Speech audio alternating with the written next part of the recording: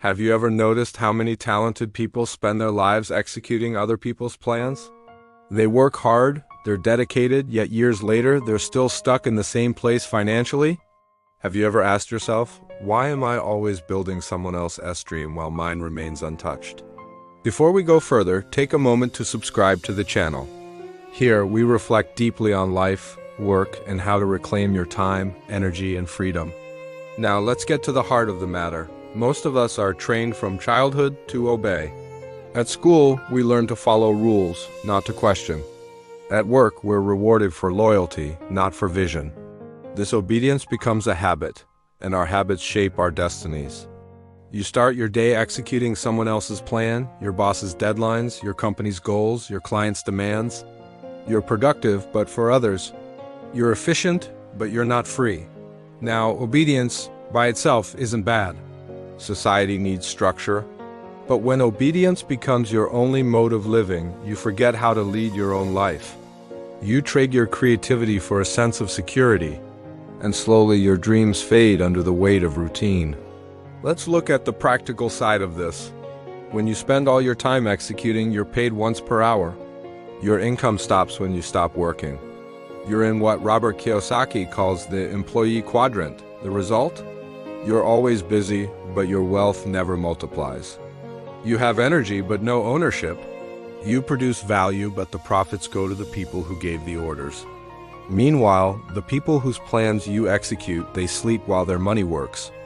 They own systems, businesses, and ideas that move even when they rest. You, on the other hand, are trapped in linear income, your time exchanged for money. That's why after 10, 20, even 30 years of hard work, many people realize they've built no real freedom, just a fragile stability. Beyond the money, there's a heavy psychological cost. Constant obedience kills your initiative. It trains your brain to wait for permission instead of taking action. It replaces the question, what can I create, with what should I do next? This leads to a deep kind of fatigue, not physical, but existential. You feel alive, yet unfulfilled. Useful, but invisible. You begin to measure your worth by how well you serve others' visions, and you forget to ask what your own vision truly is. This is how midlife crises are born, when people suddenly wake up and realize they've never truly lived for themselves. So why do so many of us fall into this pattern? Because from our earliest years, we're taught that compliance is better than creativity. Parents reward good grades, not wild curiosity. Schools reward silence, not imagination. Jobs reward reliability, not originality. Step by step, society builds a mental factory, producing excellent workers but very few visionaries. By the time we reach adulthood, many of us have forgotten how to dream in practical terms. We might fear risk, uncertainty, or the judgment that comes with trying to lead. But here's the truth. Every single person has the potential to create, not just to execute. Your mind can generate systems, solutions, and art that others can follow. You just need to reclaim that creative muscle. The very first step to freedom is awareness. You have to stop seeing obedience as a virtue when it's destroying your time. Start asking yourself daily, whose plan am I building right now, mine or someone else's? You don't need to quit your job tomorrow. You just need to start reclaiming an hour a day for your own vision. 1 hour a day of focused creation is 365 hours a year. That's 9 full working weeks, more than enough time to start a side business, write a book, or design a new path for yourself.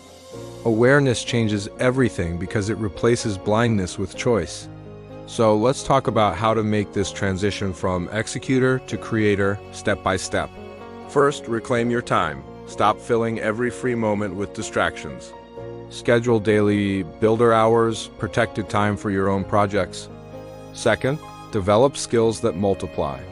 Focus on skills that create leverage: marketing, negotiation, financial literacy, communication, and technology. These are the tools that can make 1 hour of your time worth 10. Third, create value that exists beyond yourself. Ask, what can I build that works even when I rest? This could be a digital product, an online course, a property investment, a personal brand, or an automated service. Remember, wealth grows when systems replace your labor. Fourth, build strong financial foundations, save aggressively, invest wisely. Turn your salary from something you just spend into capital you can use.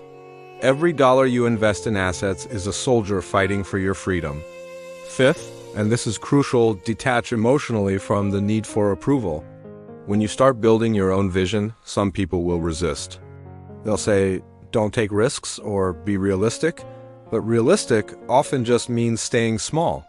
Learn to seek progress, not permission. And finally, step 6, multiply and automate. Once your small project starts bringing in results, automate parts of it. Turn your idea into a system, something that can live without your daily presence. That is the seed of true wealth creation. True wealth isn't just about money. It's about having control over your time. It's waking up when you decide, working on what you love, and knowing that your energy is building your own legacy. Financial freedom begins in the mind, the moment you stop saying, I can't, and start asking, how can I? Every great entrepreneur, artist, or thinker started as a follower, but they used what they learned to create something of their own. You can too, but it has to start today, not someday, so I have a final challenge for you. Ask yourself tonight, what dream have I postponed because I am too busy executing someone else's orders? What small step could I take this week toward my own vision? And what would my life look like if I built something that worked for me, not just for others? Your life changes the moment you start acting on those questions. Because at the end of the road, there is one simple truth. Those who spend their lives executing others' plans may earn a living, but those who build their own create a life. Thank you for watching. If this reflection inspired you to think differently about your work and your time, please subscribe and share it with someone who needs this wake-up call. And remember, you weren't born just to follow orders, you were born to build, to create, and to lead.